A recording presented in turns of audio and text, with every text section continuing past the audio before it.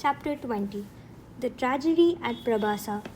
When Vidura left Hastina on the fateful day, he made up his mind to visit all the holy rivers of Bharatavarsha. He wanted to bathe in the tirthas which had been sanctified by the feet of Narayana. He went to Vrindavan and rested his weary soul in the shelter of Govardhana, the hill which was dear to Krishna. Vidura found a semblance of peace in his troubled mind when he thought of Krishna and the childhood of Krishna which had been spent here. Bhishma had told him that Krishna was Narayana himself, and tears flowed from the eyes of Vidura when he thought of the good fortune of the Govardhana hill and its slopes where Krishna wandered at will during those days when he had not yet been saddled with the responsibilities which burdened him now. Even though he was the Lord incarnate, Krishna had to be like one of the many whom he had come to protect, and a smile of joy lit the face of Vidura at the thought of Krishna. After a few days at Vrindavan, Vidura proceeded northwards. He visited many tirthas and several kshetras. At the end of his long travel, he reached Prabhasa Tirtha, the favorite spot of Krishna. There he heard about the annihilation of the family of Dhritarashtra and about Yudhishthira being the lord of the world. Protected as he was by the armor of detachment, still Vidura's heart was touched with sorrow, and quietly he walked towards the banks of the river Saraswati. From there, he visited several other tirthas again and came to the banks of the river Yamuna. There he met Uddhava, the playmate of Krishna. Such a long time had passed since they had met. They were locked in a close embrace and tears were flowing from their eyes. Vidura composed himself and said, "What a great moment for me. I've met you after so many years. Tell me, how is Krishna and how is the valiant Balrama? How is everyone at Dwaraka? Is Satyaki still as fierce as he used to be? How is Pradyumna? Tell me about them. It is ages since I heard about them and their welfare. I've been away visiting the tirthas. I'm eager to know all about everything. I heard that Yudhishthira is now the lord of the world. I left Hastina long ago, driven away from there by the son of my brother, as you must have heard. I've been wandering all over the place and I have been far away from the cities. I know Narayana came into the world of men in the guise of a human being to establish dharma and to destroy the kings whose arrogance was unbearable. These kings were afflicted with three kinds of madas: Vidyamada, Dhanamada, Kulamada. One of them is enough to turn the head of anyone, and when all three are found in one man, is there any doubt as to the high degree of pride and sinfulness in him? The world was full of such kings, and the Lord destroyed every one of them.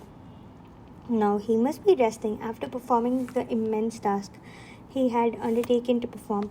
Tell me, how is he enjoying his leisure? How is Krishna? And how are the other Yadavas?" Uddhava was silent for a moment. His mind went back to the days he had spent with Krishna ever since he was a boy. Uddhava was lost to the world of men for that one moment. His eyes were wet with joy at the thought of the remembered things of the long ago. With a start, he came back to the world. Wiping his eyes, he said, "My friend, your questions make me sad. How can I answer them? Krishna is dead." Vidura stood stunned. He could not comprehend the words of Uddhava. Looking at him, Uddhava smiled sadly and said, "It is true. Krishna is dead. The glory of the earth vanished when Krishna died. And it grieves me to think of the ignorance of the Yadu house, which could not see Krishna as the avatara of Narayana. You know, Vidura, when the moon is reflected in the sea, the fish living in the water do not realize that it is the moon. They think it is just another fish which has come to stay with them. Even so, the Yadavas thought that Krishna was one of them. They knew that he was greater than them, wiser than they were, and so they called him the best among the Yadavas. That is all, and they are all dead. Every one of them. Not one lives except me." "But how?" exclaimed Vidura. How come they're all dead? Please tell me everything. I can bear it. Once, began Uddhava. Once, the youngsters of the Yadava house had offended some of the rishis who had come to Dwaraka.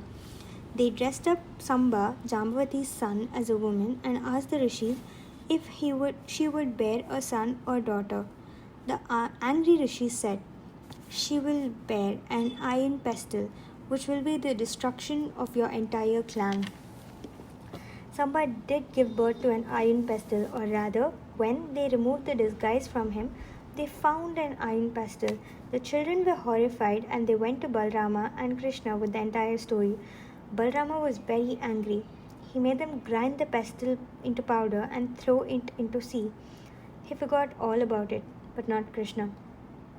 At the end of the war at Kurukshetra, Duryodhana's mother, the saintly Gandhari, was very angry with Krishna because she felt that he was solely responsible for the war.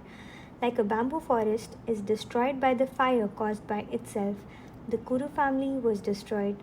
The fire being jealousy, said Krishna. But the royal mother would not be convinced. She told Krishna, "Your family will also be destroyed by itself." Krishna bent his head. With folded palms, he received the curse. With a smile, he said, "Mother, it is a blessing and not a curse." Years passed. Krishna knew the moment had come. He suggested that the entire family should go to Prabhasa and spend some time there. So they went, a happy crowd. One day they were all drunk and overcome with intoxication. They did not know what they were saying or what they were doing. They began to quarrel with each other. Insults were hurled at each other, and in a matter of moments the quarrel became violent.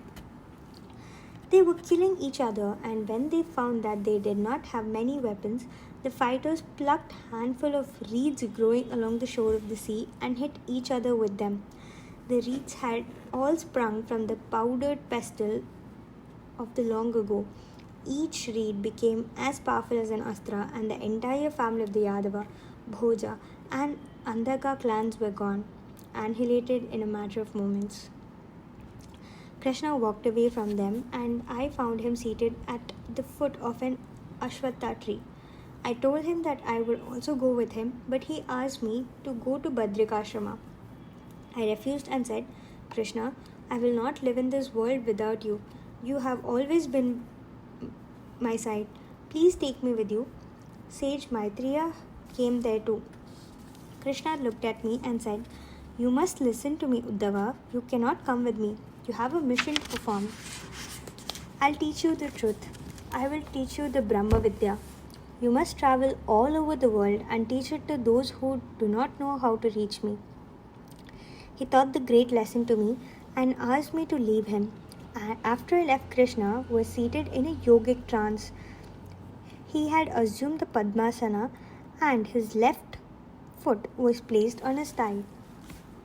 A hunter at a distance saw his left foot resting on the thigh. The pink foot and the yellow silk created the illusion that it was a deer. The hunter took aim and sent an arrow. The arrow entered the foot of Krishna and he died not long after. I am on my way to Badri.